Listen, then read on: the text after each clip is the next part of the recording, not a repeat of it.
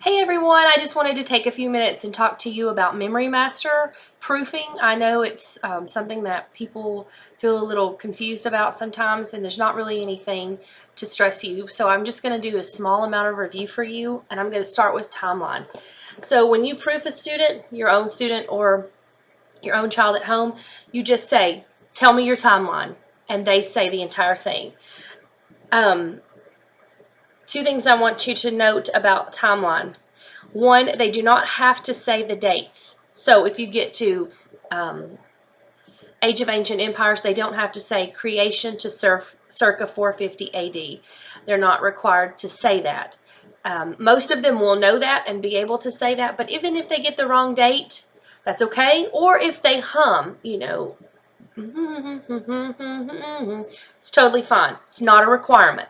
Now, let's talk about something if they get stuck. Say you get down to Columbus sails the Caribbean, and they've not missed anything, and they and they start looping, and they go back. So they say Columbus sails to the Caribbean, and then they sing Genghis Khan rules the Mongols.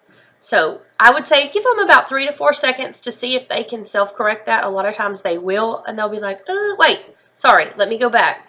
Columbus sails to the Caribbean, and then they'll go on. But if they don't, you say, hold on a minute, I'm going to stop you, and I want you to start again at Norman Conquest and feudalism in Europe. Have them go again. Almost always, that will fix the problem. They've just looped in their head. So have them try again. Now, if they get there and they get back to Columbus sails to the Caribbean again and they are stuck and they cannot go on, you cannot hum for them. You cannot give them any prompt. So we would just have to say, I'm sorry and I'm so proud of you. You've done such a great job, but we're going to not be able to go on, okay? And I know that's hard. But it's very rare that you would have that happen. It's very rare that you will have that. But if it does, you have to. You have to honor. You have to honor what CC is asking of us, and it's mastery. And we celebrate how much they've learned, and it's a great thing. And we don't require that everybody memory master, but we want to keep our integrity in proofing. All right, so let's move on to, timeline, say, tell me your timeline. They go in its entirety. You check off as they're going along.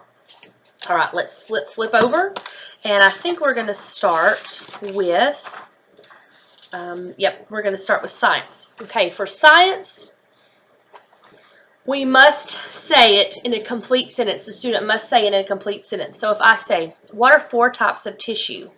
Then the student would say, 4 types of tissue are connective, epithelial, muscle, nerve. You cannot say, what are the 3 parts of the nervous system? And the student cannot just say, brain, spinal cord, nerves.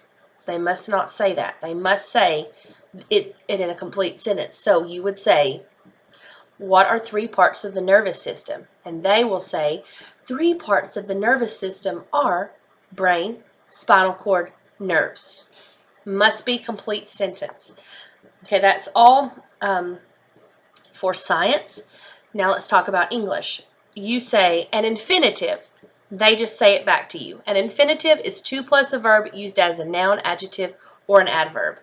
A present participle. A present participle is a verb plus ing used as an adjective or a verb. Okay?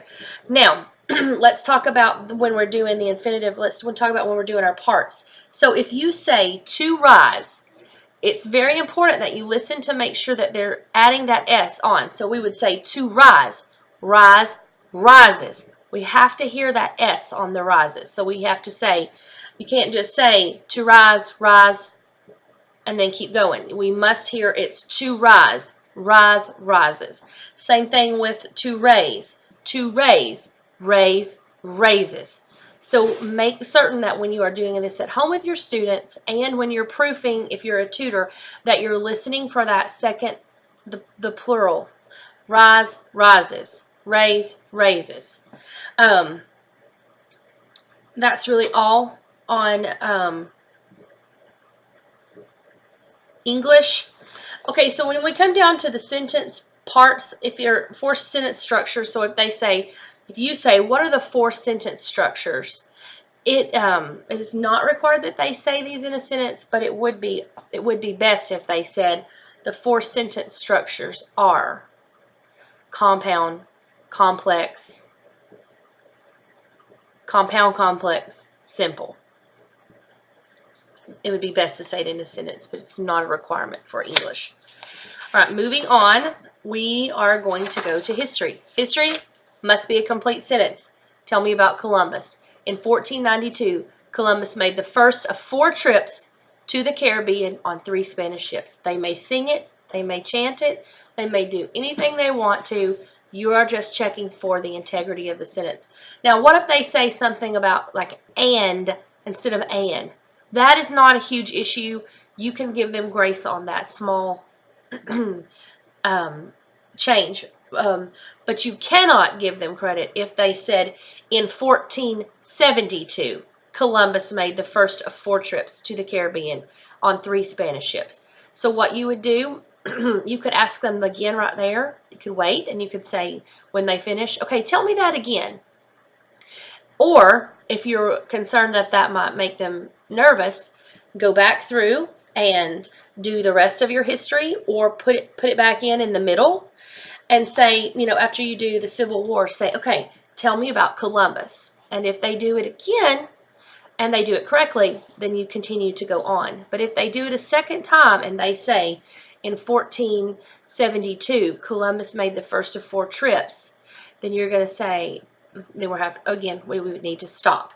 So it must be the correct date. If it's a small word like and or and, something simple like that, it's not critical and it's not changing the meaning of the sentence or the date, but must have the correct main dates and words. All right, for geography, I'm going to show you the map. For states and capitals, you can see some checks that I have done here when I'm checked mine off at home. If you have a student who says, I know all of them, and can I just say them, touch them, and show them to you, that is one way you can do that. I'm totally fine with that. You can just say, okay, tell me your states and capitals. Austin, Texas. Tallahassee, Florida. You just check them off. And a lot of times they'll just go from the east side to the west side, and that's fine. Or they can go from the west to the east and just check them off. Or you can do show me, tell me. Show me Texas. Okay, Texas. And then they would just either say Austin, Texas, or they would say Texas, capital, Austin. Either way is fine. It's also fine for them to just show you all their states and capitals and list them, and you check them off. Boise, Idaho. However you want to do it. But you can combine it, show me, tell me, or you can just let them tell you. Okay, so now let's talk about the geographic features.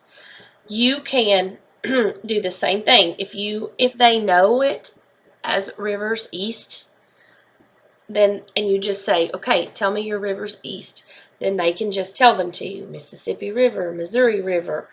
Or you could say, show me the Mississippi River. Mississippi River. Okay, show me the Rio Grande River when we get to the western rivers.